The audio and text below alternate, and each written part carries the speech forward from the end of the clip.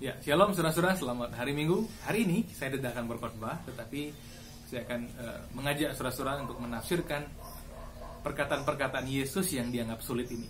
Nah, salah satu perkataan-perkataan itu adalah dari Injil Matius 10 ayat 34 sampai dengan yang ke-39. Injil Matius 10 ayat 34 sampai dengan yang ke-39, saudara-saudara. Nah, perkataan Yesus yang sulit itu perlu dipahami secara proporsional dan sesuai dengan konteks yang diberikan dalam Alkitab, baik konteks dekatnya maupun juga konteks jauhnya, saudara-saudara. Dan perkataan Yesus perlu kita lihat dalam keseluruhan perkataan yang lain, karena sesungguhnya penafsir terbaik dari perkataan Yesus adalah perkataan Yesus yang lain juga. Dan penafsir terbaik daripada Alkitab adalah Alkitab itu sendiri, saudara-saudara. Jadi mari kita lihat bagian-bagian ini dan kita akan menjawab pertanyaan-pertanyaan yang sulit yang dihadirkan oleh perikop ini, saudara-saudara. Yang pertama adalah, apakah yang dimaksud dengan Yesus datang untuk membawa pedang? Ya, apakah yang dimaksud dengan Yesus datang untuk membawa pedang, saudara-saudara? Ayatnya ada pada Matius 10 ayat 34. Saya akan bacakan bagi saudara-saudara sekalian. Jangan kamu menyangka bahwa aku datang untuk membawa damai di atas bumi. Aku datang bukan untuk membawa damai, melainkan pedang. Saudara-saudara, apakah yang dimaksud dengan Yesus datang membawa pedang? Nah, jikalau kita melihat kehidupan Yesus dari awal sampai akhir, maka tidak pernah kita melihat Yesus membawa pedang, saudara-saudara, ataupun juga mengayunkan pedang. Tuhan Yesus sama sekali tidak pernah melakukan hal itu. Jadi pedang yang dimaksud tentu saja kita tahu bahwa ini bukan pedang seperti pedang pada umumnya.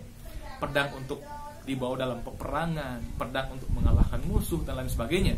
Tetapi rupanya pedang yang Tuhan Yesus selalu bawa, saudara-saudara, kemanapun dia pergi, ada di dalam surat Efesus 6 ayat 17. Kunci untuk mengerti ayat ini, Yesus membawa pedang, adalah Efesus 6 ayat 17. Saya akan bacakan bagi saudara-saudara sekalian.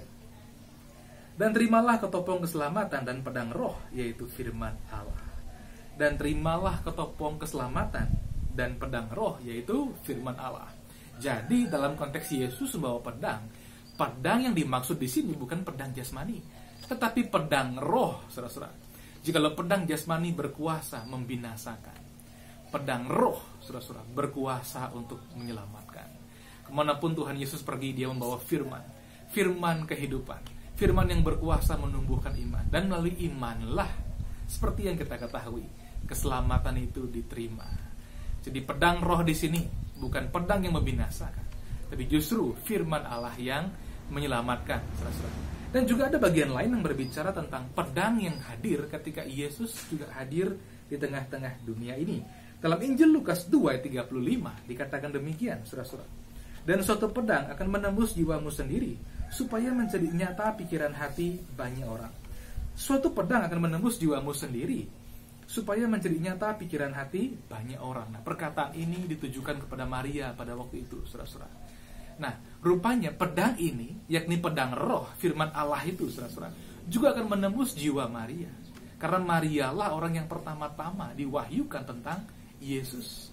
Bahkan orang yang diberi kehormatan, dikuduskan oleh Tuhan untuk mengandung Yesus Kristus. Dan bukan hanya Maria rupanya, semua orang pun juga akan kena pedang itu, pedang roh, firman Allah itu. Sehingga setiap orang menjadi nyata apa yang menjadi pikirannya, apa yang ada dalam jiwanya, saudara-saudara. Apakah orang itu sungguh-sungguh memang menghauskan keselamatan, mencari keselamatan yang dari Allah Bapa kita, atau mereka sebenarnya tidak peduli? Apakah mereka sungguh-sungguh ingin mencari kehidupan, atau sebenarnya mereka sebenarnya sama sekali tidak mempedulikan hal itu? Masa bodoh, saudara-saudara. Maria sudah memutuskan. Akhirnya dia tahu dan betul-betul mengerti dan sadar bahwa Yesus Kristus adalah Sang Juru Selamat yang dijanjikan kepada Israel. Demikian juga kita hari ini, ketika kita mendengar firman Allah, pedang roh, yakni Injil itu, saudara-saudara, pedang, yakni firman kehidupan itu, menembus jiwa kita, membuat pikiran dan hati kita menjadi nyata. Apakah kita sungguh-sungguh mau diselamatkan, atau kita membiarkan diri kita hanyut kepada kebinasaan, saudara-saudara? Berbahagialah orang yang menerima pedang roh itu, yakni firman yang memberi kehidupan, Injil, kabar baik itu, saudara-saudara. Karena dia berada di dalam keselamatan yang dikaruniakan Tuhan Yesus. Nah, itu yang pertama. Yang kedua, saudara-saudara, perkataan Yesus yang sulit yang kedua adalah, apakah yang dimaksud dengan musuh orang ialah orang-orang seisi rumahnya? Musuh orang ialah orang-orang seisi rumahnya. Saya akan bacakan ayatnya, ayat 35 sampai dengan ke 36 bagi saudara-saudara sekalian. Sebab aku datang untuk memisahkan orang dari ayahnya, anak perempuan dari ibunya, menantu perempuan dari ibu mertuanya, dan musuh orang ialah orang-orang seisi rumahnya. Apakah Tuhan Yesus datang untuk membangkitkan permusuhan? Sama sekali tidak. Justru Tuhan Yesus datang untuk mendamaikan, saudara-saudara. Pelayanan pendamaian. Manusia didamaikan dengan dirinya. Manusia didamaikan dengan Allah. Dan manusia diajarkan oleh Tuhan Yesus untuk hidup damai seorang dengan yang lain.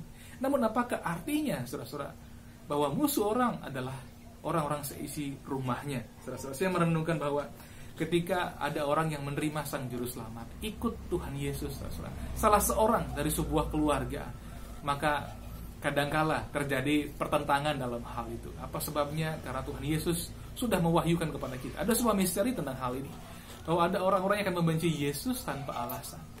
Orang-orang yang anti dengan nama Yesus, tidak suka dengar tentang Yesus. Dan Tuhan pun juga mengatakan bahwa ada orang-orang yang akan membenci juga pengikut-pengikutnya tanpa alasan, saudara-saudara, orang-orang tertentu.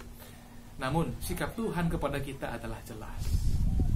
Kasihilah musuhmu, berdoalah bagi orang-orang yang menganiaya kamu, berkatilah, jangan mengutuk, saudara-saudara. Apa sebabnya? Karena Tuhan Yesus sendiri telah menanggung segala kutuk kita. Tidak boleh kita mengutuk orang lain. Tuhan Yesus, saudara-saudara, telah mengampuni kita. Kita pun juga harus mengampuni orang lain. Tuhan Yesus telah mengasihi kita dan selalu mengasihi kita sampai selama-lamanya. Kita pun juga harus mengasihi orang lain. Seperti Tuhan mengasihi kita tanpa syarat, kita pun juga harus mengasihi orang lain tanpa syarat. Jadi di sini Tuhan sedang berbicara tentang fenomena yang ada. Dan responnya tentu saja jelas. Kasihilah musuhmu, berdoalah bagi siapapun yang menganiaya kamu. Berkati, jangan mengutuk. Musuh saja harus dikasih, yakni orang-orang yang memusuhi kita. Apalagi keluarga kita yang dekat, saudara-saudara, siapapun juga kita perlu dan harus mendoakan mereka untuk kesejahteraan mereka, untuk kebaikan mereka, sehingga mereka pun menikmati rahmat Tuhan yang sangat besar ini. Nah, itu yang kedua, mengenai perkataan Yesus yang sulit. Yang ketiga, saudara-saudara, apakah artinya mengasihi orang lain lebih daripada Yesus tidak layak bagi Yesus? Mengasihi orang lain lebih daripada Yesus tidak layak bagi Yesus. Apakah artinya hal itu? Nah, saudara-saudara, di sini sebenarnya Tuhan Yesus sedang mewahyukan dirinya sebagai Tuhan Allah Israel atau sebagai Tuhan Allah yang Maha Kuasa. Seperti yang kita ketahui dalam hukum-hukum Tuhan, saudara-saudara, Tuhan selalu menempati urutan pertama, yakni Tuhan berada di posisi yang paling utama, paling atas, lebih daripada apapun dan siapapun. Apa sebabnya? Karena memang Tuhanlah sumber segala keberadaan. Tuhanlah juga, saudara-saudara, sumber segala kehidupan, penopang, pemelihara, bahkan penyelamat kita. Itu sebabnya Tuhan harus diutamakan. Karena ketika Tuhan diutamakan, kita memposisikan diri kita di posisi yang tepat, di dalam kasih kuasanya, dalam pemeliharaannya yang dahsyat, saudara-saudara. Justru kalau kita menempatkan Tuhan di posisi yang utama, kasih kita kepada orang lain, kasih kita kepada orang tua, kasih kita kepada keluarga menjadi proporsional. Dan kasih yang proporsional adalah kasih yang menghidupkan, kasih yang memulihkan, dan kasih yang membangun kehidupan kita. Jadi itu yang ketiga. Yang keempat, saudara-saudara, yang keempat adalah apakah yang dimaksud dengan memikul salib supaya layak bagi Yesus? Memikul salib supaya layak bagi Yesus. Saya akan bacakan ayatnya, ayat yang ke-38 bagi saudara-saudara semua. Barang siapa tidak memikul salibnya dan mengikut aku, ia tidak layak bagiku. Barang siapa tidak memikul salibnya dan mengikut aku, ia tidak layak bagiku. Memikul salib dan mengikut Yesus. Nah, saudara-saudara, pada zaman Romawi, penyaliban adalah hukuman mati yang paling kejam. Biasanya orang-orang yang paling dibenci pemerintah atau dianggap orang-orang yang paling jahat di pemerintahan Romawi, saudara-saudara, akan dihukum dengan cara disalibkan. Jadi hukuman disalibkan sebenarnya adalah hukuman mati, saudara-saudara. Jadi salib tidak hanya bicara soal penderitaan, karena akhir dari penderitaan di kayu salib adalah kematian sebenarnya. Nah, Tuhan menambahkan memikul salib dan mengikut aku. Mati dan ikut Yesus itu artinya mati dulu baru sebenarnya sungguh-sungguh bisa ikut Yesus. Apa artinya, saudara-saudara? Nah, ketika kita menjadi pengikut Tuhan Yesus dan firman ini dinyatakan pada zamannya, saudara-saudara, itu artinya ikutlah Yesus kemanapun ia pergi. Karena puncak jalan yang Yesus akan tempuh adalah pergi ke Bukit Golgota. Di Bukit Golgota Yesus disalibkan. Di Bukit Golgota Yesus mati, saudara-saudara. Dan setiap orang yang mengikut dia harus mati bersama-sama dengan Yesus. Apa sih artinya, saudara-saudara? Apakah juga harus disalibkan di sebelahnya Tuhan Yesus? Betul, ada orang di sebelah Tuhan Yesus yang disalibkan yang akhirnya percaya diselamatkan. Tapi bukan berarti harus disalibkan secara harfiah. Artinya, setiap orang yang percaya harus betul-betul menghayati, menyadari bahwa melalui iman mereka disatukan dalam kematian Yesus, dan melalui iman mereka juga disatukan dalam kebangkitan Yesus. Setiap orang yang percaya kepada Tuhan Yesus telah mati bersama dengan Tuhan Yesus dalam kematiannya di kayu salib, dan setiap orang yang percaya kepada Tuhan Yesus juga sesungguhnya orang yang telah bangkit juga bersama dengan Tuhan Yesus kepada hidup yang kekal, saudara-saudara. Jadi hari ini memikul salib ya, memiliki arti penafsiran seperti ini untuk zaman kita saat ini. Dari Galatia 2 ayat 19 ayat 20. Galatia 2 ayat 19 ayat 20 yang berbunyi demikian. Aku telah disalibkan dengan Kristus, namun aku hidup. Tetapi bukan lagi aku sendiri yang hidup, melainkan Kristus yang hidup di dalam aku. Aku telah disalibkan dengan Kristus, saya ulangi lagi. Aku telah disalibkan dengan Kristus, namun aku hidup. Tetapi bukan lagi aku sendiri yang hidup, melainkan Kristus yang hidup di dalam aku. Kita telah mati. Kita mati bersama-sama dengan Kristus. Sekarang kita hidup. Bukan hidup kita, tapi kehidupan Kristus yang hidup di dalam diri kita. Dan secara praktis dikatakan demikian. Dan hidupku yang kuhidupi sekarang di dalam daging, dan hidupku yang kuhidupi sekarang di dalam daging, hidup saat ini, hidup ketika kita masih punya tubuh jasmani yang saat ini, saudara-saudara, hidup yang seperti apa? Adalah hidup oleh iman dalam anak Allah yang telah mengasihi aku dan menyerahkan dirinya untuk aku. Jadi memikul salib setiap hari artinya kita ikut Yesus ya, dalam iman, kita mati bersama Yesus, kita bangkit kepada kehidupan yang kekal dalam kebangkitannya, saudara-saudara. Dan hari ini kita hayati dengan hidup oleh iman. Hidup oleh iman kepada Yesus Tuhan kita yang mengasihi kita dan yang memberi dirinya, artinya mengasihi kita dan menyelamatkan kita. Indah bukan? Sangat sukacita, penuh kuasa, kekuatan. Hidup oleh iman kepada Yesus yang mengasihi kita dan yang menyelamatkan kita. Dan yang terakhir sekali, yang kelima, saudara-saudara.